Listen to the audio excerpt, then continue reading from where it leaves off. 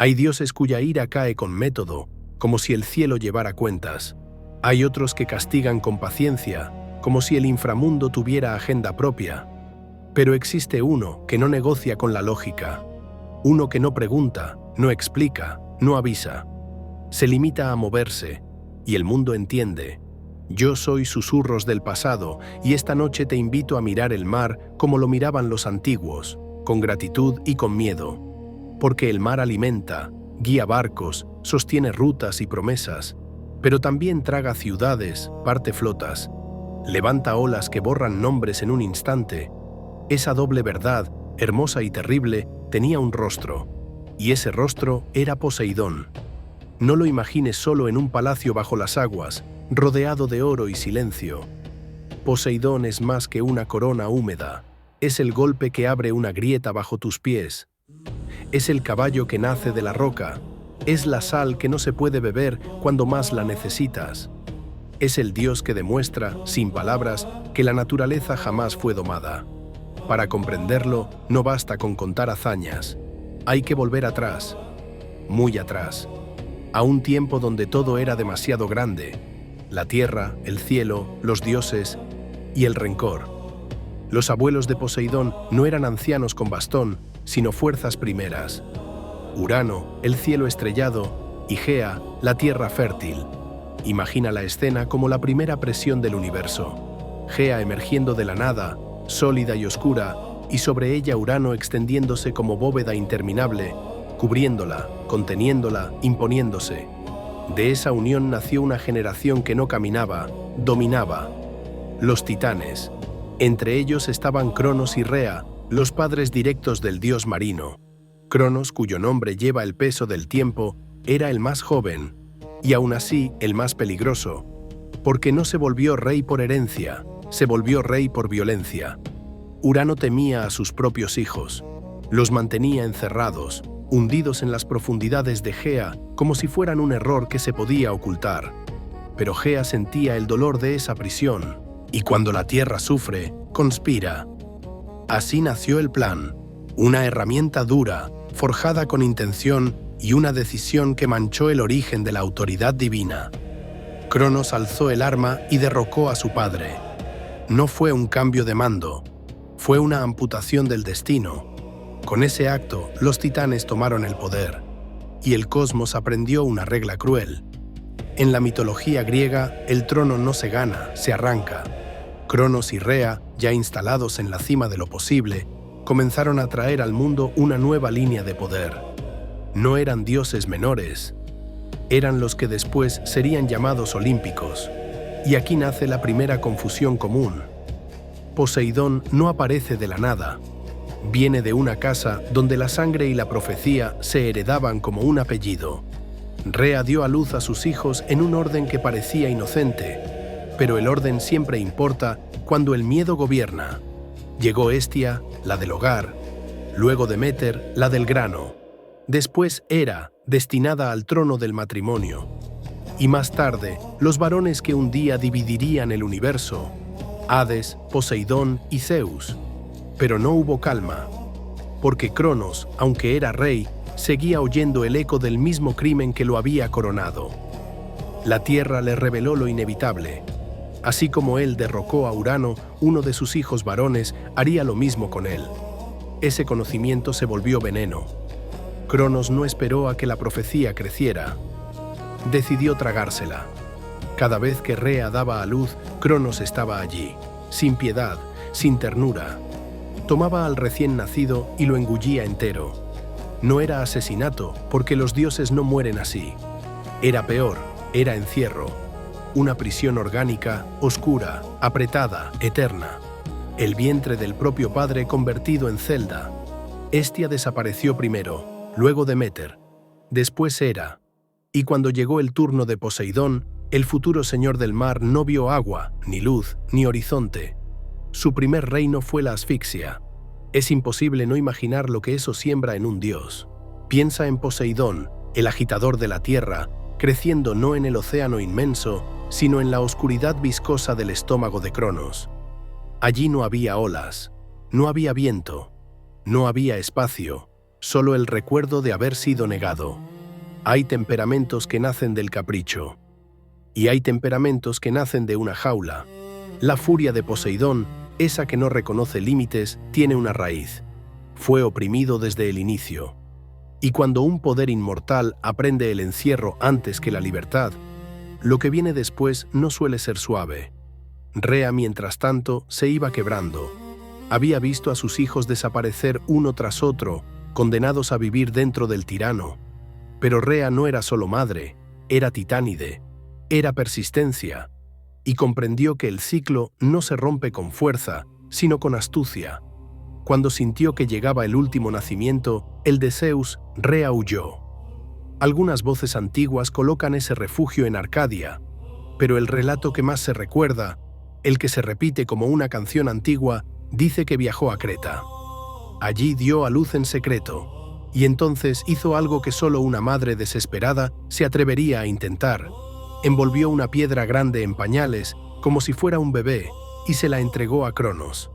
El rey del tiempo, cegado por la profecía, tragó la piedra sin mirar, sin comprobar, sin sospechar. Fue burlado por aquello que menos podía controlar, el amor y la inteligencia de una madre. Mientras Zeus era criado lejos, alimentado por Amaltea y protegido por guerreros que chocaban escudos para tapar su llanto, el destino de Poseidón seguía siendo un secreto en la oscuridad, porque Poseidón no fue salvado antes del horror, fue salvado después, y esa diferencia deja cicatriz. No todos los relatos coinciden sobre lo que ocurrió con él tras su liberación.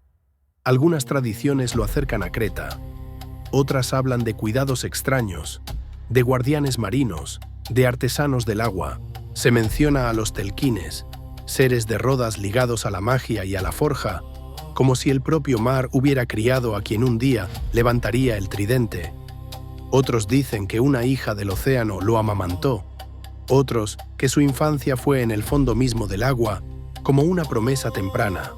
Sea cual sea el nombre de la mano que lo sostuvo, hay algo que no cambia. Poseidón conoció el encierro y fue liberado por la valentía de su hermano menor, porque cuando Zeus creció, no regresó con súplicas, regresó con plan, se infiltró, buscó una aliada sabia, y la tradición cuenta que Metis preparó una bebida capaz de forzar al tiempo a devolver lo tragado. Zeus sirvió la copa, Cronos bebió, y el cuerpo del titán, incapaz de resistir, expulsó su secreto en una secuencia de liberaciones. Salió la piedra, y luego, uno tras otro, los hijos que había aprisionado. Primero Hestia, luego Deméter, después Hera, y más tarde los varones, Hades y Poseidón. Imagínalos emergiendo no como criaturas pequeñas, sino como dioses ya formados, con memoria del encierro pegada a la piel. No nacieron dos veces, renacieron con rencor. Y aquí empieza la parte que el universo no pudo evitar, porque liberar a los hermanos no bastaba. Para derrotar a la vieja guardia, hacían falta aliados que el miedo había mantenido enterrados. Los olímpicos bajaron hasta el abismo, rompieron cadenas, y del Tártaro salieron los que parecían imposibles. Los cíclopes, herreros de un solo ojo, y los hecatónquiros, gigantes de fuerza desmedida. Los cíclopes pagaron la libertad con armas, no con regalos, sino con instrumentos que cambian la historia. Para Zeus, el rayo. Para Hades, el casco de oscuridad. Para Poseidón, el tridente. Aquel objeto no era solo metal, era identidad, era cetro, era sentencia. Y cuando Poseidón lo tomó, no sostuvo un arma, sostuvo la promesa de que el mundo temblaría cuando él lo decidiera. La guerra ya tenía nombre, aunque aún no se pronunciara. El cosmos, dividido en dos bandos, se inclinaba hacia la década más brutal de su historia, la titanomaquia. Pero ese estruendo, esa década de golpes y relámpagos, esa lluvia de piedra y mareas, merece su propio tramo del relato. Porque lo que viene ahora no es solo guerra, es el nacimiento del orden, sobre ruinas. El universo no tuvo tiempo de respirar.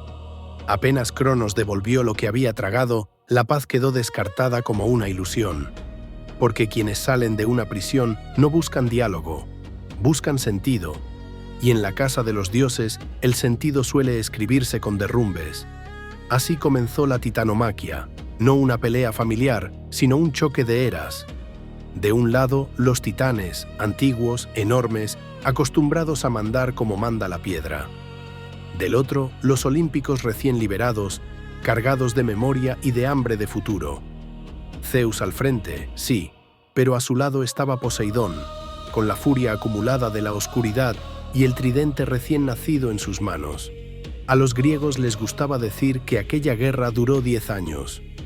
No lo pienses como un número, piénsalo como una estación interminable donde el cielo ardía y la tierra no sabía quedarse quieta. Años de montañas temblando, mares levantándose, rocas cayendo como si el mundo se estuviera desarmando para volver a armarse distinto. Los olímpicos eligieron el Olimpo como cumbre estratégica. Los titanes se afirmaron en el monte Otris. 2 alturas, 2 orgullos, 2 maneras de entender el poder. Cronos no quería ceder lo que había arrancado, y sus hijos no estaban dispuestos a seguir viviendo bajo el sello del miedo. La victoria olímpica no fue solo fuerza, fue alianza, fue innovación, fue entender algo que los titanes, por viejos, habían olvidado, que un reinado se pierde cuando ya no sabe adaptarse. Los cíclopes, libres al fin, se convirtieron en ingenieros del destino. El rayo de Zeus no era un simple destello, era una decisión que caía desde arriba como ley absoluta. El casco de Hades no era un adorno, era la posibilidad de golpear sin ser visto, de volver la guerra un juego de sombras. Y el tridente de Poseidón, el tridente era otra clase de autoridad. Zeus domina desde el cielo, golpeando lo que está debajo. Poseidón domina desde dentro, agitando lo que sostiene a todos. Cuando Poseidón clavaba el tridente, no atacaba como ataca un soldado.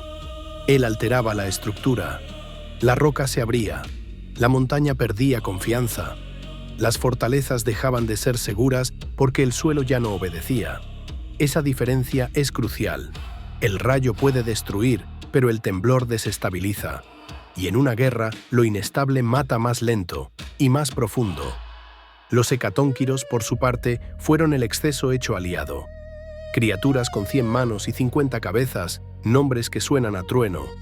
Briareo, Coto, Giges. No eran refinados, eran inevitables. Lanzaban rocas sin pausa, como si el mundo tuviera que ser apedreado hasta aceptar el nuevo orden. Su presencia convertía el campo de batalla en una tormenta de piedra, una lluvia que no terminaba, un castigo sostenido. En medio de ese estruendo, Poseidón aprendió lo que era liberar por primera vez todo lo contenido. El dios que había conocido la prisión en carne propia se volvió una respuesta violenta. Algunos relatos lo describen abriendo grietas tan hondas que los titanes menores desaparecían sin grito, tragados por la tierra como por una boca antigua. Otros lo muestran levantando marejadas cerca de las costas, porque incluso si el titán océano regía las aguas primordiales, Poseidón ya empezaba a imponer su voluntad en lo húmedo, en lo salado, en lo que se mueve. No era solo mar, era también suelo, y esa mezcla, agua y piedra, fue lo que inclinó la balanza, porque los titanes sabían resistir empujes, golpes, embestidas, pero no sabían defenderse de un enemigo que hacía que el campo mismo cambiara de forma. ¿Dónde te cubres si el suelo se abre? ¿Cómo construyes una muralla si la base tiembla como un animal herido? Así, lentamente, la guerra dejó de ser un empate de colosos y se volvió desgaste. Y el desgaste favorece a quien tiene herramientas nuevas. Al final, la derrota llegó. No con una escena limpia, sino con un agotamiento cósmico. Cronos y los suyos fueron vencidos, desarmados, reducidos no en tamaño, sino en autoridad. Y entonces surgió la pregunta que siempre surge cuando los inmortales pierden. ¿Qué castigo sirve si la muerte no es opción? La respuesta fue una prisión. El Tártaro no es solo el inframundo, el Tártaro es el abismo, el fondo de lo que existe, un lugar tan lejos de la superficie como el cielo lo está de la tierra. Allí habían estado los cíclopes y los hecatónquiros. Allí se guardaba lo que no debía caminar libre. Los titanes fueron arrojados a ese fondo, y para que el encierro fuera eterno no bastaba con cerrar puertas. Había que poner guardianes. Los hecatónquiros, aquellos mismos liberados por los olímpicos, se convirtieron en carceleros. Hay una ironía severa en eso, quienes fueron oprimidos custodiando a los opresores. El universo, incluso en mito, tiene gusto por ese tipo de justicia. Poseidón, que conocía el encierro de un modo íntimo, participó en consolidar esa cárcel. No con cadenas, sino con estabilidad forzada, roca afirmada, grietas selladas, peso colocado donde debía estar. Es significativo. El mismo que sacude la tierra también puede asegurarla, si le conviene. Más adelante los hombres lo llamarían con nombres que parecen contradictorios: el que destruye y el que sostiene. La titanomaquia terminó, y con ella la era titánica se volvió recuerdo vigilado. Pero la paz no estaba garantizada. Siempre hay un momento peligroso después de una guerra: el reparto, la distribución del mundo, la administración del botín que nadie puede cargar completo. Zeus, Hades y Poseidón se miraron como se miran los hermanos que han sobrevivido al mismo horror. Con alianza, sí, pero también con tensión, porque ahora había que decidir quién gobernaría qué. Eligieron el sorteo, no por humildad, sino por prudencia. Una urna, una decisión entregada al destino, como si el azar fuera un juez que nadie podía acusar de parcialidad. A Poseidón le tocó el mar, a Zeus el cielo, a Hades el mundo subterráneo. Puede sonar simple, pero no lo es, porque la tierra, el plano donde pisan los mortales, no fue entregada a uno solo. La tierra quedó compartida, y esa cláusula es la grieta por donde Poseidón se cuela en todo lo demás. Porque si la tierra es común, Poseidón puede agitarla, puede reclamarla, puede castigar en ella aunque su corona sea salada. Por eso los griegos no temían solo las tormentas, temían el temblor, temían que su ciudad, lejos de la costa, se quebrara igual. Temían al dios que gobierna lo que se mueve sin aviso. Poseidón recibió el reino más grande y más difícil de vigilar: el océano, las corrientes, los abismos, un territorio que no se puede cercar, un poder que no se puede domesticar con muros. Y sin embargo, el sorteo no apagó la rivalidad. Poseidón debía reconocer a Zeus como autoridad suprema del Olimpo, porque el cielo está arriba y en la lógica divina lo de arriba manda. Pero Poseidón no era dócil, no era un subordinado cómodo, su orgullo era tan profundo como su reino.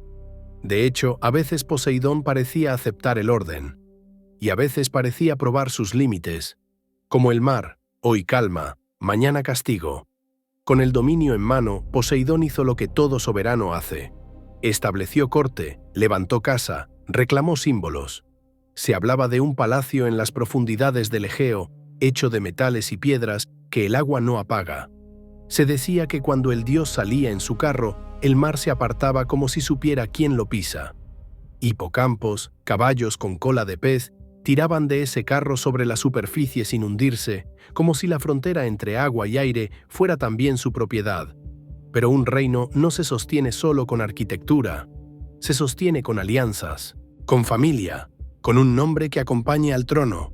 Poseidón necesitaba una consorte, y aquí el mito se vuelve íntimo. No más guerra, no más montes enfrentados. Ahora es deseo, fuga, negociación, porque incluso los dioses, cuando aman, se vuelven torpes. La elegida fue Anfítrite, Nereida, una de las 50 hijas de Nereo y Doris. Belleza marina, calma de agua. Era una figura perfecta para equilibrar a un esposo que parecía hecho de tormenta.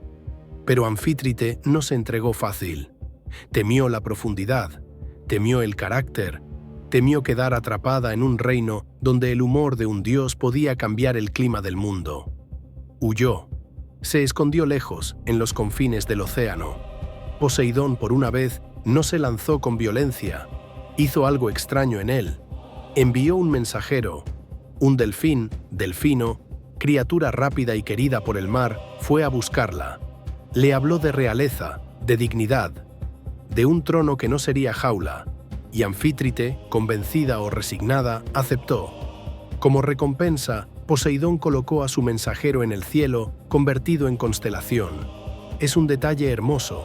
Incluso el dios más tempestuoso sabe agradecer cuando algo le resulta. Con la boda, el reino marino tuvo reina, y la corte, futuro. De esa unión nació Tritón, heraldo del mar, figura mitad hombre, mitad pez, portador de la caracola cuyo sonido podía calmar o levantar las olas. Si Poseidón era el golpe, Tritón era el aviso. Si Poseidón era la furia, Tritón era el orden dentro del agua. Y así quedó formado el núcleo, el rey del mar, la reina del mar, el hijo que anuncia. Pero no te engañes, donde hay un dios como Poseidón, siempre hay sombra detrás del brillo. Celos, amantes, disputas territoriales, castigos largos. La tranquilidad dura poco, porque el mar, incluso cuando parece liso, está preparando su próxima ola. Un reino recién fundado siempre pretende ser estable, pero el de Poseidón nació con una grieta.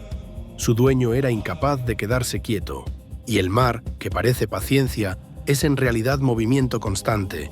Así también el dios. Su palacio, decían, brillaba en la profundidad como una promesa de riqueza robada al naufragio. Oro, bronce, gemas, coral. No era una cueva. Era una corte completa, con jerarquías, música de caracolas y un silencio que solo existe donde la luz no llega. Allí caminaban las nereidas como destellos suaves, y los tritones como guardia ruidosa, y los delfines como mensajeros veloces. Poseidón gobernaba ese mundo como se gobierna lo que no puede ser cercado, imponiendo presencia. Si estaba de buen ánimo, los puertos respiraban. Si se ofendía, el mismo puerto que alimentaba a una ciudad podía convertirse en su tumba. Los griegos lo sabían, por eso lo llamaban con nombres distintos según la necesidad, como si el nombre pudiera calmar un aspecto del dios y dejar dormido el otro. El que sacude la tierra, el que asegura los cimientos, el de los caballos, el de las profundidades. Cada título era una forma de negociar con lo imprevisible, porque Poseidón no era solo agua, era también suelo. Los antiguos imaginaban la tierra como algo sostenido por aguas primordiales. Si el agua de abajo se movía, lo de arriba temblaba. Por eso, cuando la piedra crujía y las casas se rompían, no hablaban de fallas ni de placas, hablaban de un golpe del tridente, un gesto, un mal humor. Y así, incluso lejos de la costa, Poseidón estaba presente. Pero el dios no se conformó con ser temido. Quiso ser elegido. Quiso tener ciudades que dijeran su nombre como protector. Y ahí aparece una constante en su historia. Cuando Poseidón compite por la tierra, casi siempre pierde, y casi siempre cobra la derrota. La disputa más famosa ocurrió en el Ática, cuando una ciudad joven buscaba patronazgo.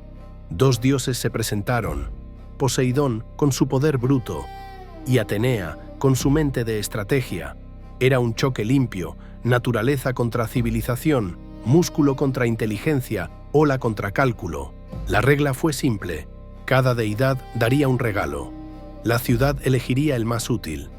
Poseidón golpeó la roca de la Acrópolis con el tridente. El impacto fue espectáculo. Brotó un manantial. El pueblo se inclinó hacia la maravilla, hasta que probó el agua. Era salada, agua del mar, no de vida. En algunas versiones, el dios no ofreció agua, sino el primer caballo. Un regalo magnífico para guerra, transporte, prestigio. El animal que corre como una ola sobre la tierra. Pero en una región donde la supervivencia dependía de la calma y el cultivo, el caballo era poder, no alimento inmediato. Entonces llegó Atenea, sin estruendo, sin golpe, plantó su lanza y nació el olivo. Un árbol modesto, pero decisivo, fruto, aceite, madera, comercio, luz. Una promesa de prosperidad estable. La elección fue clara. La ciudad tomó el olivo, tomó a Atenea, tomó el nombre de Atenas. Poseidón perdió y no lo aceptó con serenidad. Su respuesta fue la de siempre cuando el orgullo queda herido. Castigo colectivo. Inundó la llanura, levantó el agua contra quienes lo rechazaron, como recordatorio de que aunque no fuera su protector oficial, seguía siendo el dueño del peligro. Esa derrota dejó marca, y no fue la última. En Argos, Poseidón intentó repetir la jugada. Esta vez su rival fue Hera, su propia hermana, reina del cielo y de los juramentos del matrimonio. El asunto no se resolvió con un simple voto. Hubo arbitraje. Jueces fluviales, antiguas autoridades del lugar, decidieron a quién pertenecía el patronazgo. Fallaron a favor de Hera. Poseidón otra vez perdió. Y entonces hizo algo peor que una inundación. Retiró el agua, secó la región. No una sequía accidental, sino una privación deliberada. Ríos apagados, manantiales cerrados, pozos inútiles. Argos, sedienta, aprendió lo que significa que el dios del mar también pueda ser el dios que te quita el agua dulce. Aquí el mito se vuelve doble, castigo y rescate en la misma mano. Una joven llamada Amímone, una de las hijas de Dánao, fue enviada a buscar agua. En su camino, un sátiro la amenazó. Poseidón apareció, la salvó y, movido por deseo o por conveniencia, golpeó el suelo con el tridente. Brotaron aguas, las fuentes de Lerna, el pantano famoso, el lugar que más tarde sería recordado por un monstruo. Poseidón es así: destruye y luego ofrece, quita y luego devuelve. La vida, en su dominio, siempre parece una negociación. Pero hubo una disputa donde no salió derrotado del todo: Corinto. Corinto era un punto estratégico, un cuello de tierra entre dos golfos, lugar donde el comercio se decide. Allí Poseidón enfrentó a Helios, el sol que todo lo ve. Y el arbitraje recayó en una figura antigua, Briareo, uno de los hecatónquiros, demasiado primordial como para inclinarse por capricho. La decisión fue salomónica: la altura, la Acrópolis, para Helios; el istmo, la franja decisiva, para Poseidón. Fue una victoria real, porque controlar el istmo era controlar rutas, barcos, tránsito. Y allí, en su territorio, florecieron los juegos ístmicos, celebraciones dedicadas a él, con carreras de carros y caballos como centro, porque Poseidón también era Hipios, el de los caballos. Y aquí aparece otra faceta que muchos olvidan cuando solo lo ven como mar. Poseidón es padre del galope. Hay relatos que dicen que creó el primer caballo golpeando la roca con el tridente. Otros dicen que lo moldeó de espuma. En ambos casos, la idea es la misma. El caballo es una ola terrestre. Músculo que corre, ruido que tiembla, fuerza que no se puede domesticar del todo. Por eso, las carreras de carros eran su idioma. Por eso los criadores le ofrecían plegarias. Por eso, incluso tierra adentro, su culto sobrevivía. Pero Poseidón no se limita a competir por ciudades. También interviene en el destino de reinos cuando lo ofenden. Troya es el ejemplo más cruel. Hubo un tiempo en que Poseidón y Apolo fueron castigados por Zeus. Los relatos varían. Algunos hablan de una conspiración contra el rey del cielo, otros de soberbia. Lo cierto es que ambos dioses fueron humillados de la forma más pesada para un inmortal: servir como trabajadores de un mortal durante un año. El mortal era Laomedonte, rey de Troya. Poseidón, señor del mar, poniendo piedras como un albañil. Apolo, dios de la armonía, trabajando como artesano. Laomedonte les encargó construir murallas invencibles. Y los dioses lo hicieron. Apolo ordenaba las piedras con música. Poseidón las asentaba con fuerza, que parecía temblor controlado. La ciudad quedó protegida por obra divina. Cuando llegó el momento de pagar, Laomedonte rompió su promesa. Se negó, se burló, amenazó. Esa clase de insulto no envejece. Apolo envió enfermedad. Poseidón envió un monstruo marino, Ceto, bestia que salía del agua para arrasar la costa. Y el oráculo dictó el precio. La hija del rey, Hesíone, encadenada a una roca como sacrificio. Fue rescatada por Heracles, sí, pero la marca quedó. Poseidón no olvida un contrato roto, no olvida una humillación. En su mente, el tiempo no cura, el tiempo acumula. Esa deuda se pagaría generaciones más tarde, cuando la guerra de Troya ardiera y Poseidón tomara partido con gusto de venganza. Y mientras todo esto ocurría en la superficie, ciudades, murallas, juegos, sequías, en el fondo del mar se multiplicaban los ecos de sus pasiones. Porque aunque Anfítrite era reina, Poseidón no fue fiel. Como su hermano Zeus, su deseo cruzaba límites, ninfas, mortales, incluso diosas. Y de esas uniones nacieron héroes y monstruos, linajes que explican por qué el mar, en los mitos, siempre trae algo. a veces salvación, a veces ruina. De todas sus historias de amantes, hay una que escupe tragedia como espuma amarga: Medusa. Antes de ser Gorgona, Medusa era sacerdotisa, hermosa, humana, dedicada a Atenea. Poseidón la tomó en el templo. La profanación encendió la furia de la diosa, pero el castigo recayó en quien menos poder tenía. Medusa fue transformada en monstruo, y cuando Perseo la decapitó, del cuello nacido del horror surgieron dos hijos de Poseidón: Pegaso, el caballo alado, y Crisaor, el del arma de oro. Así opera este dios. Incluso su violencia deja descendencia, incluso su error crea símbolos. Pegaso, nacido de sangre y mar, une la fuerza terrestre del caballo con el impulso hacia el cielo. Es como si Poseidón, aun siendo del agua, pudiera engendrar algo que vuela. El mito lo dice sin decirlo. Ningún dominio está completamente cerrado cuando se trata de dioses. Pero no todo hijo de Poseidón trae belleza.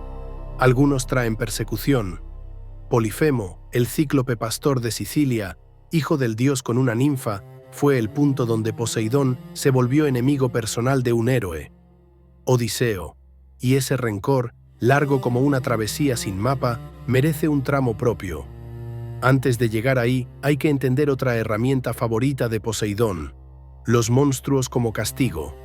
Cuando Casiopea, reina mortal, se atrevió a decir que era más bella que las Nereidas, insultó a la corte marina entera. Poseidón respondió como responde cuando lo tocan en familia. No castigó solo a la soberbia, castigó al reino, envió un monstruo marino. El oráculo exigió un sacrificio. Andrómeda, encadenada a una roca. La ola y el miedo como ceremonia pública. La joven fue salvada por Perseo. El monstruo fue vencido, pero el mensaje quedó escrito en la costa. No compares tu belleza con la del mar, porque el mar tiene rey, y su orgullo tiene dientes. Y todavía queda más: Escila y Caribdis, horrores fijos en un estrecho, nacidos de celos y castigos. Un lado devora hombres, el otro traga agua y la escupe como remolino. Elegir entre ellas era elegir entre dos inevitables, y esa elección, repetida en la Odisea, se volvió símbolo de dilemas sin salida. ¿Ves el patrón? En Poseidón, el drama personal se convierte en geografía. Un deseo y aparece un monstruo. Un insulto y se seca una región. Una derrota y llega una inundación. Una humillación y una ciudad entera queda marcada para el futuro. Así llegamos al punto donde la historia deja de ser mito suelto y se vuelve gran epopeya. Troya ardiendo, dioses tomando bandos y Poseidón sosteniendo una venganza antigua como un ancla.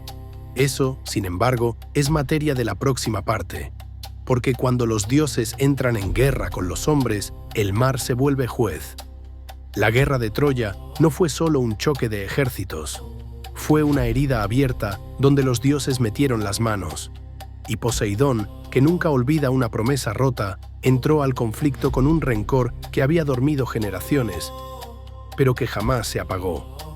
Troya tenía murallas hechas por manos divinas. Ese detalle no es decoración, es ironía. Poseidón, obligado a trabajar como mortal, había colocado piedras que parecían destinadas a durar para siempre. Laomedonte no pagó. Laomedonte se burló. Laomedonte amenazó. Y el linaje troyano heredó esa deuda como heredan los reyes los pecados antiguos, sin pedirlos, pero pagando igual. Por eso, cuando el asedio comenzó y los saqueos levantaron campamentos frente a la ciudad, Poseidón supo dónde colocarse, se alineó con los aqueos, no por amor a ellos, no por virtud, por ajuste de cuentas. En el campo de batalla, Poseidón no era un dios distante. Homero lo describe como una presencia que hace temblar el suelo con solo avanzar. Y hay algo importante. Zeus, en ciertos momentos, ordenó a los dioses que no intervinieran, para que el destino siguiera su curso. Pero Poseidón, cuando se siente provocado, no es obediente. Su orgullo no tolera que otro decida su silencio. Así que intervino. A veces lo hizo disfrazado, como un anciano, para hablar en los oídos correctos.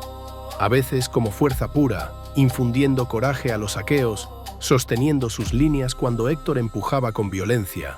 Poseidón era capaz de convertir un retroceso en resistencia, de devolver firmeza a hombres que ya estaban pensando en huir.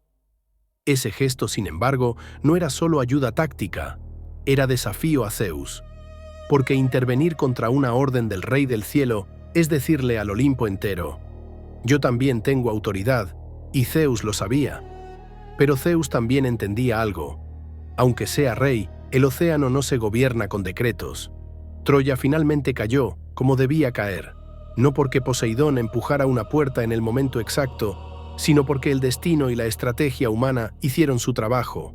Sin embargo, el gusto de la victoria suele traer sacrilegio, y los aqueos, ebrios de triunfo, mancharon templos, profanaron altares, arrastraron suplicantes. Atenea se enfureció, Zeus permitió castigo, y Poseidón, que había apoyado a los aqueos mientras servían a su rencor contra Troya, no se quedó al margen cuando los vio ofender el orden divino. El mar ya estaba cargado de cólera. Bastó un gesto más. Así comenzó el retorno maldito. Barcos rotos, costas equivocadas, tormentas que parecían tener intención. Muchos héroes aqueos no volvieron a casa. No porque el mar sea difícil, sino porque el mar, en el mito, tiene memoria y dueño. Y en medio de ese caos aparece el caso más famoso: Odiseo. La ironía es perfecta.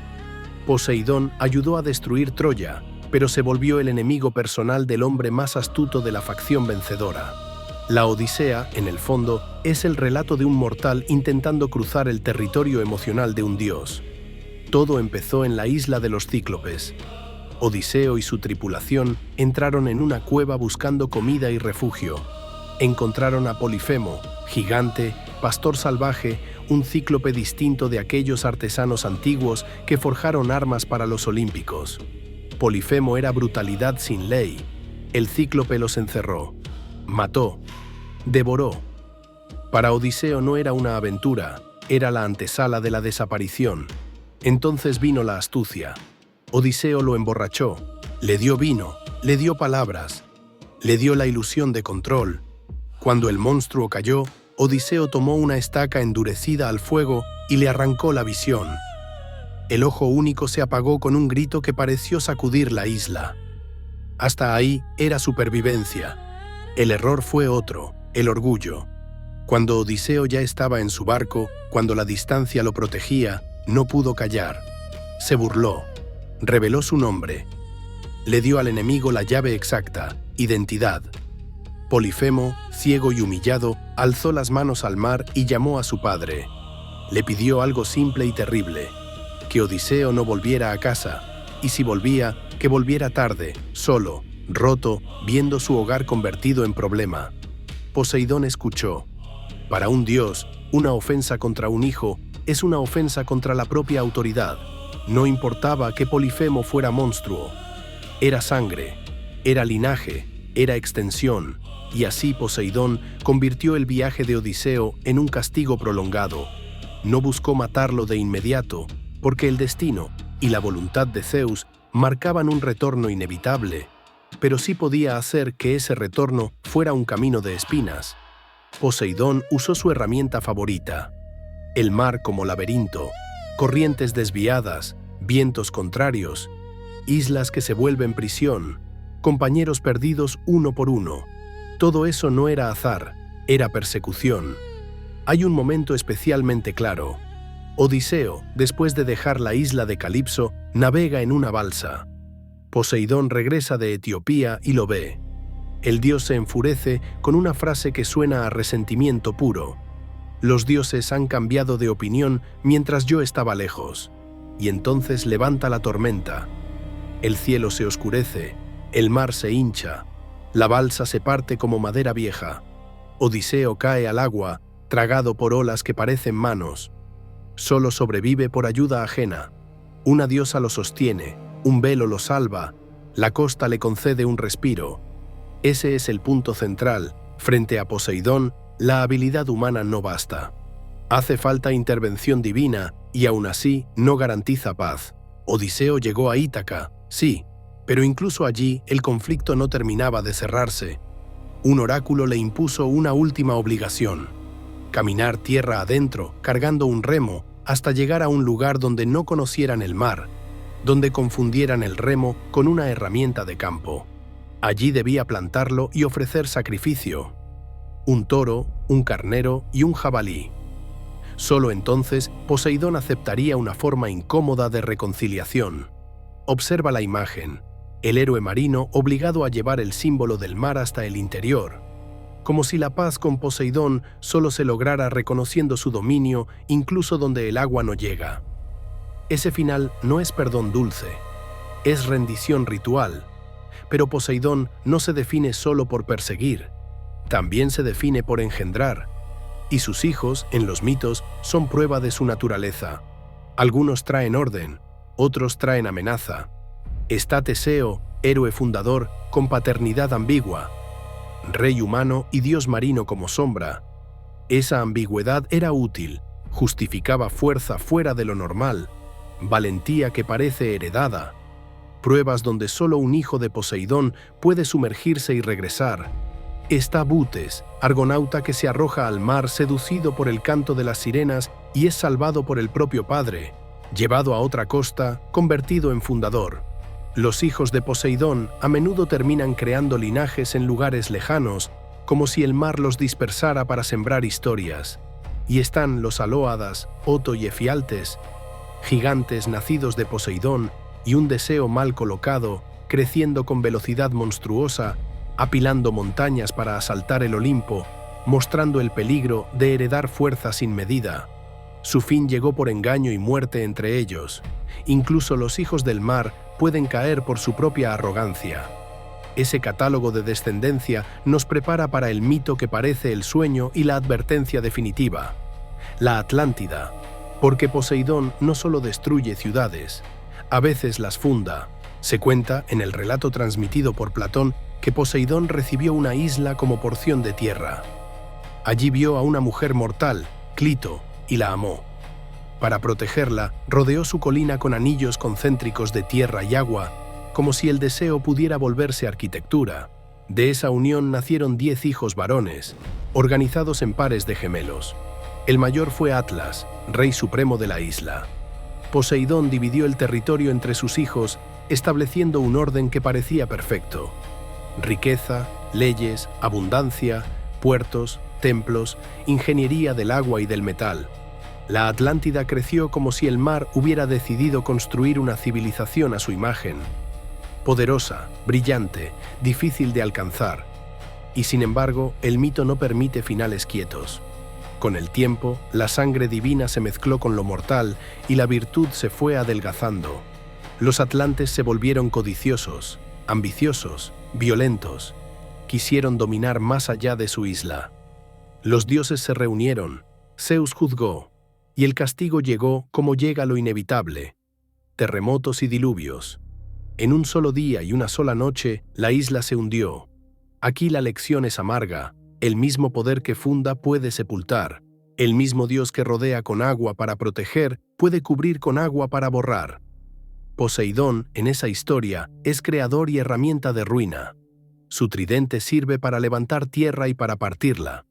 Sus olas sirven para sostener comercio y para borrar puertos. Y todavía falta un elemento esencial para comprenderlo completo: su relación con los caballos y con los ritos humanos, con templos al borde del mar, con sacrificios oscuros arrojados a las olas para comprar calma. Porque el miedo al dios no era abstracto, era cotidiano. Se rezaba antes de zarpar, se ofrecía vino al agua, se arrojaban animales para negociar un viaje. Y ese mundo ritual, donde la gente vive suplicando a la naturaleza para que no los aplaste, es el siguiente tramo de este susurro. Hay dioses que se veneran en la plaza. Poseidón se veneraba en el borde, en la línea donde la piedra termina y empieza lo desconocido. Porque con él, la relación nunca fue de confianza, fue de pacto. Los antiguos no hablaban del mar como hablamos nosotros. Para ellos, el agua no era paisaje, era frontera viva. No era un lugar para viajar, sino un territorio que decide si te deja pasar. Y esa decisión, creían, no dependía solo de la vela ni del timón, sino del humor del soberano que habita debajo. Por eso Poseidón tenía tantos nombres: Cada epíteto era un intento de acercarse a la faceta correcta, como si nombrarlo de cierto modo fuera tocar la puerta adecuada. Lo llamaban el que sacude la tierra, porque un temblor era su firma. Lo llamaban el que asegura los cimientos, porque también podía estabilizar lo que destruye. Esa contradicción no era confusión, era experiencia humana. Quien te asusta es el mismo a quien le ruegas protección. Y cuando la vida depende de un Dios imprevisible, se inventa un lenguaje para pedir sin provocar. El culto a Poseidón se alimentaba de gestos simples y de ofrendas pesadas. Antes de zarpar, los marineros derramaban vino en el agua, como si el mar pudiera beber y calmarse. A veces vertían aceite, esperando que la superficie se volviera lisa, que la espuma se quedara quieta. Se pronunciaban votos: si vuelvo vivo, te doy lo que me pidas. Si el barco llega entero, te ofrezco lo que pesa. Los sacrificios más significativos no eran delicados. El toro negro era una ofrenda central, por su fuerza y por su color. Negro como lo profundo, negro como la tormenta antes de estallar. El toro bramando se parecía al rugido de un temblor. Entregar un toro a Poseidón era decir: reconozco tu violencia y te la devuelvo en forma de vida. Y estaban los caballos, porque Poseidón, además de rey del mar, era Hipios, el de los caballos. En ciertos lugares se arrojaban caballos al agua como sacrificio. El gesto era brutal, pero simbólico. Devolver al Creador su criatura sagrada, hundir el galope en el reino del oleaje. Era una manera de unir sus dominios, la espuma y el casco, la ola y el relincho. Los juegos sísmicos, celebrados en su honor en Corinto, eran la versión civilizada de esa devoción. Allí la ofrenda se volvía competencia. Carros, carreras, fuerza equina, honor público. La gente adoraba al dios demostrando lo que el dios había creado. Velocidad, músculo, control del movimiento. Pero el culto no se limitaba al deporte. Tenía geografía sagrada. El santuario de Sunio, en el cabo alto que mira al Egeo, era uno de los lugares más impresionantes dedicados a Poseidón. Un templo de mármol blanco clavado en el borde del mundo, mirando el agua como se mira un animal inmenso. Desde allí los marineros veían columnas antes de perder la costa, y al volver, esas columnas eran señal de regreso. Era un lugar donde el miedo se organizaba en ritual. No se trataba solo de pedir mar calmo. También se trataba de pedir tierra firme, porque si Poseidón agitaba, la ciudad podía caerse, un puerto podía hundirse, un muelle podía partirse, un terremoto podía abrir grietas donde antes había mercado, así que se le pedía estabilidad al mismo que provoca el temblor. El hombre antiguo no era ingenuo, era práctico. Sabía que no podía vencer al mar, solo podía negociar, y en esa negociación Poseidón era el más difícil. Zeus podía ser terrible, pero sus señales estaban arriba. Hades era inevitable, pero no perseguía barcos. Poseidón, en cambio, podía cambiar de ánimo en medio de un viaje. Podía pasar de protector a verdugo sin transición. Ese carácter explica por qué su iconografía era tan contundente. El tridente siempre en la mano, el cuerpo musculoso, la barba como espuma endurecida, a veces el carro tirado por hipocampos, a veces delfines a su alrededor, a veces criaturas marinas como parte del cortejo. El mensaje era único: él manda aquí. Pero el poder de Poseidón no se expresaba solo en templos. También se expresaba en historias de monstruos fijos, como si el dios dejara marcas permanentes en el mapa para que el hombre no olvide. Escila y Caribdis eran más que criaturas, eran advertencias. Un estrecho donde no existe paso sin pérdida. Un lado muerde, el otro traga. El mar, en esas escenas, no es carretera, es examen. Y el examen está diseñado por dioses que no sienten culpa.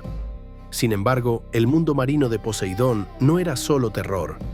También era belleza útil, las nereidas ayudando a marineros, delfines salvando náufragos, Tritón anunciando calma. Esa es la dualidad. El mismo reino que devora también rescata. Y en el centro de esa dualidad estaba Anfítrite, reina que representaba lo suave del agua. En muchos mitos ella no tiene la voz principal, pero su presencia funciona como contrapeso. Donde Poseidón estalla, Anfítrite sostiene. Donde Poseidón se dispersa en amantes, Anfítrite aparece como figura de celos y límite, aunque ese límite rara vez lo detenga. Porque Poseidón, como Zeus, multiplicó amantes, y de esas uniones nacieron genealogías que entraron en la política humana. Piensa en Tiro, por ejemplo. Mujer mortal, vida dolorosa. Poseidón se le presentó como río, como si el agua dulce pudiera disfrazar al mar. De esa unión nacieron gemelos destinados a reinar y a causar conflictos, Neleo y Pelias. Y de Pelias surge la historia de Jasón, la expedición de los argonautas, el vellocino de oro. Lo que parece un romance divino acaba moviendo reinos y barcos, como siempre. Y en el centro de la navegación mítica, los argonautas atraviesan mares que pertenecen a Poseidón. No hay travesía importante que no pise su humor. Esa influencia también se nota en las fundaciones. Muchos hijos de Poseidón terminan vinculados a islas, colonias, ciudades costeras, como si el dios sembrara sangre para controlar puertos, no siempre con conciencia política, a veces solo por deseo. Pero el resultado era el mismo: el mar extendiendo su linaje sobre la tierra. Aún así, por más que Poseidón quisiera patronazgos, no siempre los obtenía. Atenas lo rechazó, Argos lo rechazó, y esas derrotas alimentaron un patrón, el dios del mar, poderoso, pero con un orgullo vulnerable cuando la tierra lo evalúa. Ese orgullo, precisamente, es lo que explica un mito que a veces se menciona rápido, pero que define su temperamento frente al orden olímpico. Poseidón no aceptaba con facilidad la autoridad de Zeus. Después del reparto del cosmos, Poseidón era rey en su dominio. Pero Zeus era rey sobre todos, y esa jerarquía, aunque establecida por sorteo, no se sentía justa en el corazón de un dios que no tolera sentirse segundo. Hubo relatos de conspiraciones, de discusiones, de momentos en que Poseidón, junto a otros, intentó poner límites a Zeus. La mitología no siempre cuenta esos episodios con detalles consistentes, pero el eco es claro. En el Olimpo, la paz era un acuerdo frágil, y Poseidón era uno de los que más a menudo probaba su resistencia. Esa tensión con Zeus se expresa en episodios como Troya, donde Poseidón interviene pese a órdenes. Y se expresa también en castigos como el de Caribdis, hija suya en ciertas tradiciones, fulminada por rayo del rey del cielo. Ahí se ve la frontera. Poseidón gobierna el mar, pero Zeus decide cuándo un acto se vuelve delito contra el orden mayor. El tridente y el rayo, al final, son dos maneras de dictar poder. Uno golpea desde arriba, el otro desde abajo, y el mundo queda en medio. Ahora bien, si el culto revela cómo los humanos intentaban calmar al dios, falta contar algo igual de importante: cómo el dios se mostraba cuando nadie podía aplacarlo, cuando la ofensa era personal, cuando el orgullo se convertía en tormenta con nombre propio. Y ahí entra un episodio que se siente pequeño, pero en realidad explica mucho. La disputa de Poseidón con mortales por promesas rotas, por juramentos incumplidos, por soberbia. Laomedonte ya mostró una cara de eso, Casiopea otra, Odiseo otra. Pero hay un caso que condensa el mecanismo entero. Poseidón no castiga solo al culpable, castiga el entorno, castiga el reino, castiga la costa, como si el dolor se cobrara en paisaje. Esa lógica será crucial para entender lo que viene. La lista de sus epítetos no como adorno, sino como mapa psicológico.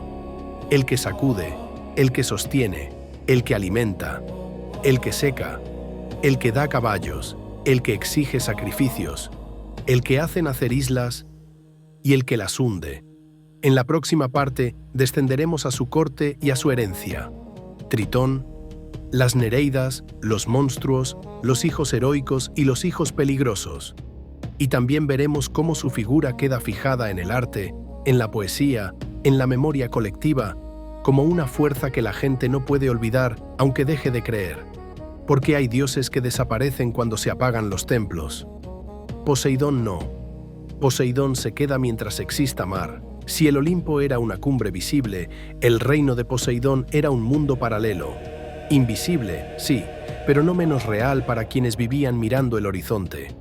El mar no era un vacío azul, era un territorio poblado. Y en los relatos antiguos, cada criatura que asoma entre las olas podía ser parte de una corte, de un mensaje, de una amenaza. En el centro estaba Poseidón y a su lado Anfítrite, soberana de aguas calmas. Y más allá de ellos, como un puente entre voluntad y superficie, estaba Tritón. Tritón no era simplemente un hijo, era función, era el heraldo. Mitad hombre, mitad pez, con la concha en la mano como instrumento de autoridad. Se decía que al soplarla podía cambiar el humor del mar, apaciguar olas, anunciar el paso del dios, ordenar retirada a las tormentas. Para los navegantes, Tritón era una esperanza. Si la caracola sonaba, tal vez el castigo ya había sido suficiente. Esa imagen define el reino. Poseidón es el golpe, Tritón el aviso. Uno encarna el caos, el otro la señal. Y no estaban solos. Las Nereidas, 50 hermanas de Anfítrite, bailaban como destellos en la espuma. En algunos relatos ayudan a marineros perdidos, sostienen barcos, llevan mensajes, protegen a quien ofrece respeto. Funcionan como la cara amable de un poder que, si se muestra solo, sería insoportable. Los tritones, en plural, aparecen como escolta y ruido. Seres marinos que soplan caracolas, que acompañan el carro del dios, que siembran temor cuando el rey está de mal humor. No son diplomáticos, son el sonido del oleaje convertido en tropa. Y alrededor el bestiario. Hipocampos tirando del carro, delfines como mensajeros, peces enormes como sombras del abismo. El fondo del mar guardaba tesoros, sí, pero también guardaba hambre, porque Poseidón no solo gobierna criaturas, las engendra, las suelta, las usa. En su mitología, el monstruo marino no es un accidente, es un método. Ceto, enviado contra Troya por una deuda rota. El monstruo que amenaza a Andrómeda por una soberbia de palacio. Bestias que aparecen donde el orgullo mortal se sale de su sitio. Cada vez que la humanidad olvida su pequeñez, Poseidón le recuerda con dientes. Y en el mapa del miedo hay horrores que no se mueven de lugar. Horrores que se quedan, fijos, como si el dios quisiera que cierta ruta siempre fuera peligrosa. Escila y Caribdis cumplen esa función.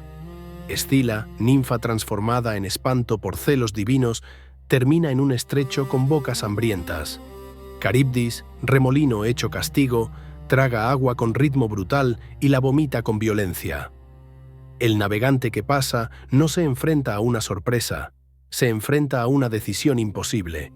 El mito convierte geografía en sentencia. Ese es el talento más oscuro de Poseidón, transformar emociones de dioses en peligros permanentes para mortales. Pero su descendencia no se limita a monstruos. También se vuelve linaje humano, y ahí Poseidón se vuelve más político, aunque no lo busque.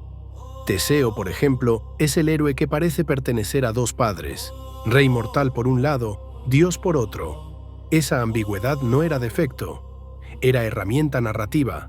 Si Teseo vence al Minotauro, si sostiene hazañas fuera de medida, la sangre divina explica lo que la sangre humana no alcanza. Y hay una prueba que revela esa herencia.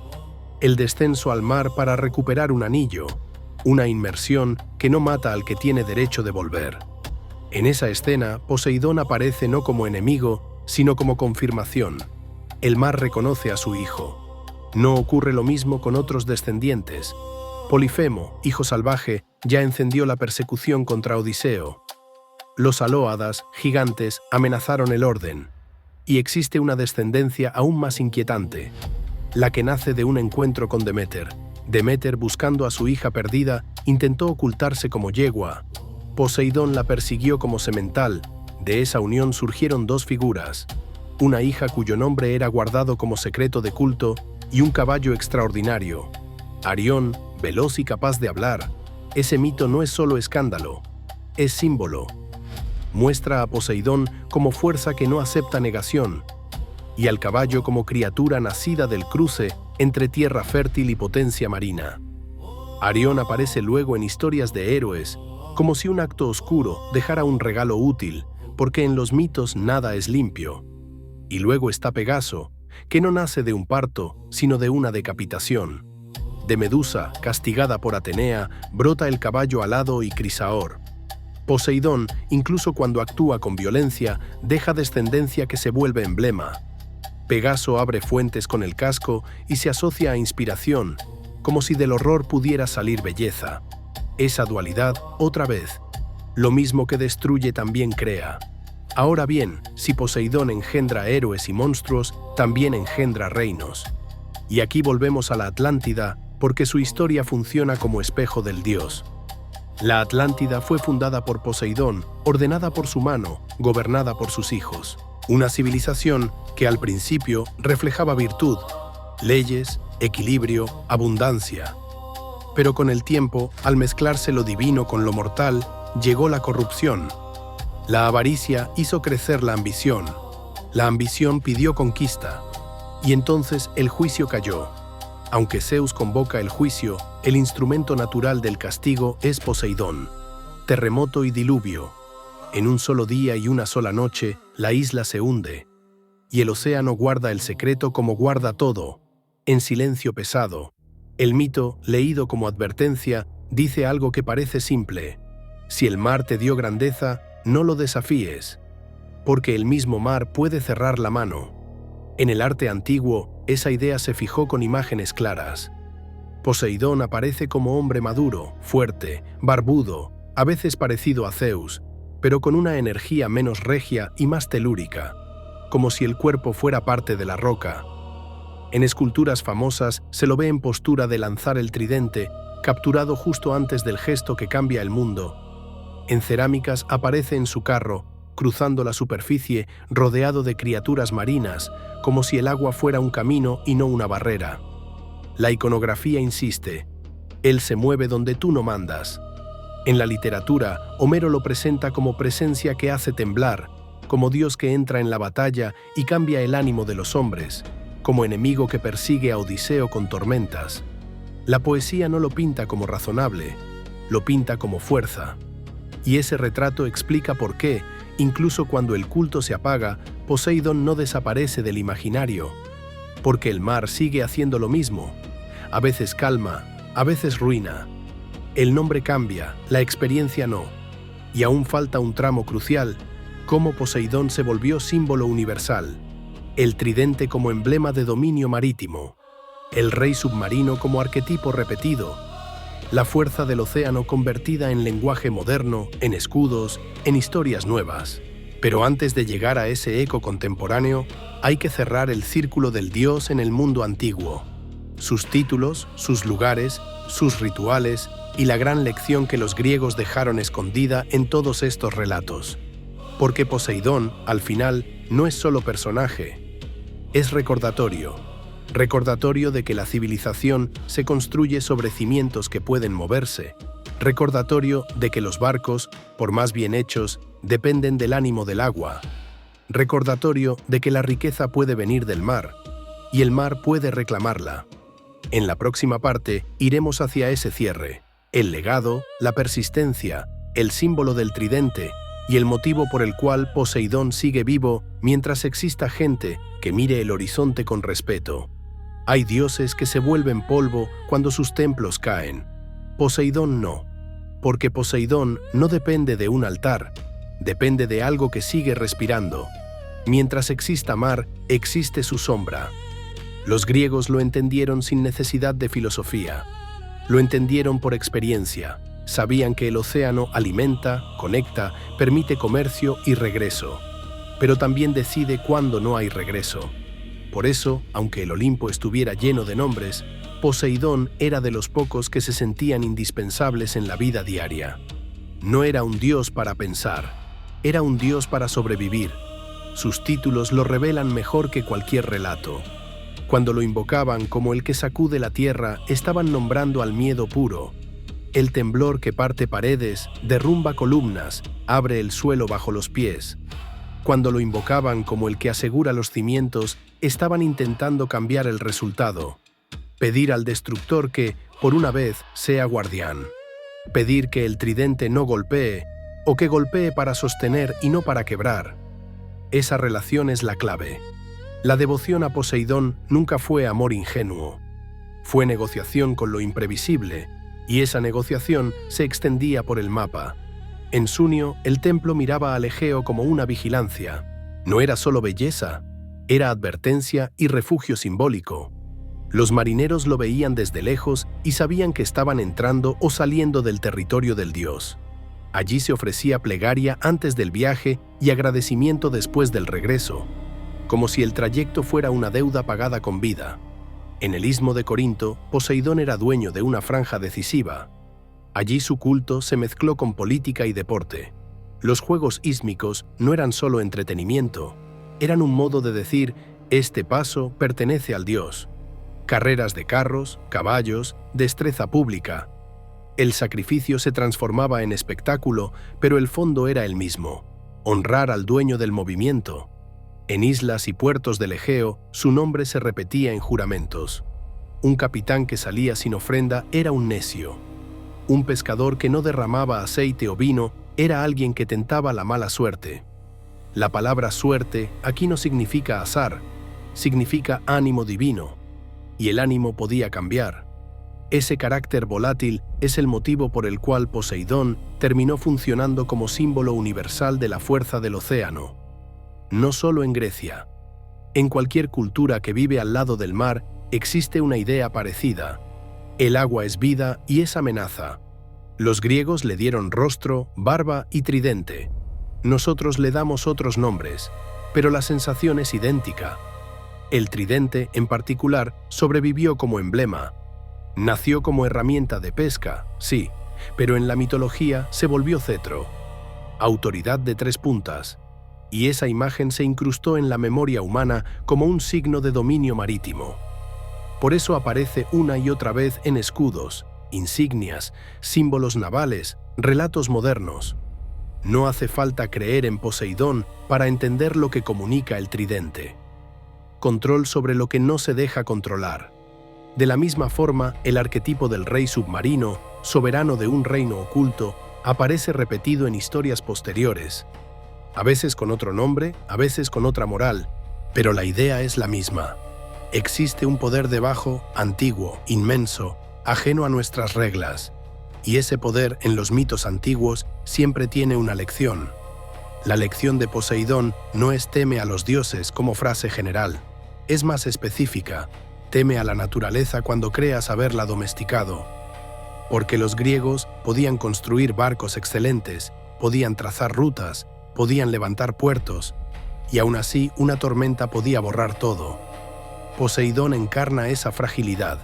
Mira cómo se repite en sus relatos. Troya tiene murallas invencibles, pero cae. Odiseo es brillante, pero sufre años de desvío.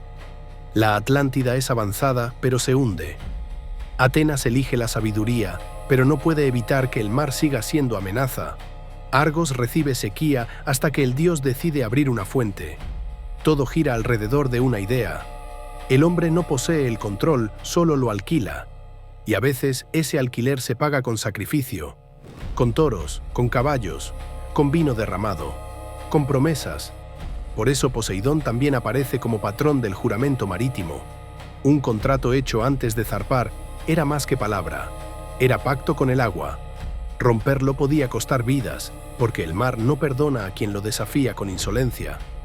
Ese punto enlaza con algo que a menudo se pasa por alto. Poseidón no es solo ira, también es orden, pero un orden distinto al de Zeus. Zeus es ley desde arriba, Poseidón es equilibrio inestable desde abajo. Zeus gobierna con autoridad, Poseidón gobierna con presencia. La diferencia se siente incluso en cómo castigan. Zeus fulmina, sentencia, decide. Poseidón desplaza, prolonga, desgasta. La tormenta no cae una sola vez. Insiste. La corriente no mata rápido. Extravía. El terremoto no discute. Hace caer lo que estaba seguro. Y sin embargo, el mismo Dios puede ser protector de puertos, garante de cimientos y creador del caballo, esa criatura que convirtió la tierra en velocidad. Ese es el motivo por el cual los antiguos lo necesitaban incluso cuando lo temían, porque su favor era utilidad, y su enojo era ruina. En el arte, Poseidón quedó fijado como una figura que siempre está a punto de actuar. El brazo levantado, el tridente listo. Esa postura no es casual, es la postura del instante previo al temblor, del segundo antes de que el mar se vuelva pared. El mito lo congela allí porque ese antes es el estado natural del miedo humano. Saber que puede ocurrir, no saber cuándo. Y cuando el culto antiguo se apagó, el miedo no desapareció, cambió de lenguaje. La idea de la Atlántida, por ejemplo, se transformó en obsesión moderna. Algunos la leen como alegoría, otros como eco de desastres reales, otros como promesa de un secreto bajo el océano. Pero lo importante es que la historia sigue seduciendo porque toca una fibra profunda. La posibilidad de que el mar guarde ruinas gigantescas y que el mundo pueda perderse en una noche. Esa fibra es Poseidón, incluso cuando el nombre no se pronuncia. Por eso, cuando miramos el océano hoy, con ciencia y mapas, seguimos sintiendo algo parecido. Sabemos más, sí, pero no mandamos más. Un maremoto sigue siendo maremoto. Un terremoto costero sigue siendo ruptura. Un huracán sigue siendo poder sin rostro. El mito solo lo llamaba por su nombre verdadero. En la siguiente y última parte cerraré este susurro como se cierran los relatos nocturnos, volviendo al origen de la figura, reuniendo sus dualidades y dejando claro por qué Poseidón no es un dios que se entiende, sino un dios que se reconoce. Porque el mar no pide interpretación, pide respeto. Poseidón no fue creado para ser querido, fue creado para ser recordado. Desde el inicio, su historia está marcada por una verdad que explica todo lo demás. Conoció el encierro antes que el horizonte. Mientras otros dioses pueden presumir infancia luminosa o crianza protegida, Poseidón pasó su primer tiempo en una oscuridad húmeda, dentro del cuerpo del padre que lo temía.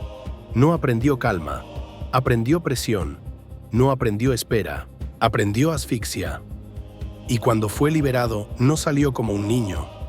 Salió como un dios ya hecho, cargado con memoria y rencor.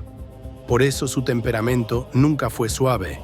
Por eso su poder, cuando se desata, parece no reconocer freno. Después vino la titanomaquia, esa guerra de 10 años donde el cosmos se partió en dos bandos y se rearmó con violencia. Allí Poseidón recibió el tridente, no como arma cualquiera, sino como extensión de su identidad. Zeus gobierna con rayo, golpe desde arriba. Poseidón gobierna con tridente, golpe desde abajo. Uno ordena el cielo, el otro agita las entrañas.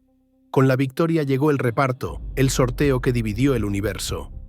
Cielo para Zeus, inframundo para Hades, mar para Poseidón.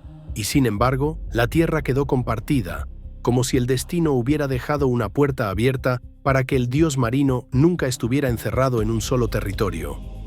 Esa cláusula explica por qué Poseidón es, al mismo tiempo, señor de las olas y agitador de la tierra. El mismo que conduce corrientes también abre grietas. El mismo que sostiene puertos también los hunde. El mismo que puede traer agua también puede retirarla y dejar un valle seco. Ahí está el centro de su mito. No es solo mar, es fuerza elemental sin obediencia. Su corte submarina, con Anfítrite como reina y Tritón como heraldo, suaviza el paisaje del relato, pero no lo domestica. Las nereidas pueden ser gracia, los delfines pueden ser ayuda, la caracola puede anunciar calma, pero la calma no cancela la posibilidad del golpe. Y cuando el orgullo entra en escena, Poseidón se vuelve aún más claro. Compite por Atenas y pierde. Responde con inundación. Compite por Argos y pierde. Responde con sequía. Gana un lugar en Corinto y convierte ese istmo en territorio sagrado, en juegos, en caballos, en culto duradero. La tierra, cuando lo evalúa, no siempre lo elige, y ese rechazo lo hiere como hiere a un poder que no entiende el no, porque Poseidón no es un dios de argumento, es un dios de reacción. Su relación con los mortales lo muestra sin máscara. Laomedonte rompe su promesa y el castigo cae sobre Troya en forma de enfermedad y monstruo. Casiopea se compara con las nereidas y el reino entero paga la soberbia con terror marino. Odiseo hiere a Polifemo y presume su nombre, y el viaje de regreso se vuelve un calvario extendido por tormentas, corrientes, naufragios y pérdida. La ofensa personal se vuelve desastre colectivo. Esa es otra lección incómoda del mito. A los dioses no se los hiere de manera privada. La herida se expande. Sus descendientes reflejan el mismo patrón. Hay hijos que se vuelven héroes, como Teseo, y hay hijos que son amenaza, como Polifemo o los Aloadas. Hay caballos extraordinarios como Arión o Pegaso, nacidos de episodios oscuros, como si incluso la violencia dejara criaturas que el mundo termina admirando. En Poseidón, la creación no siempre nace de la armonía. A veces nace del choque, y luego está la Atlántida, ese relato que se conserva como advertencia mayor. Poseidón funda una civilización brillante, la ordena, la bendice con riqueza, la llena de puertos y anillos de agua. Pero cuando la virtud se corrompe, cuando la ambición se vuelve desmesura, el mismo mar que la sostuvo la traga. En una sola noche, una potencia desaparece. El mito lo dice sin rodeos, ningún esplendor está a salvo si olvida el límite. Cuando los templos cayeron y la religión antigua se apagó, Poseidón no se fue. Quedó su símbolo, el tridente, emblema de dominio marítimo. Quedó su arquetipo, el soberano del mundo sumergido, antiguo, inaccesible. Quedó su presencia en la literatura, en el arte, en la imaginación de quien mira un mar calmo y aún así siente que algo puede cambiar. Porque el mar no necesita creencias, necesita respeto.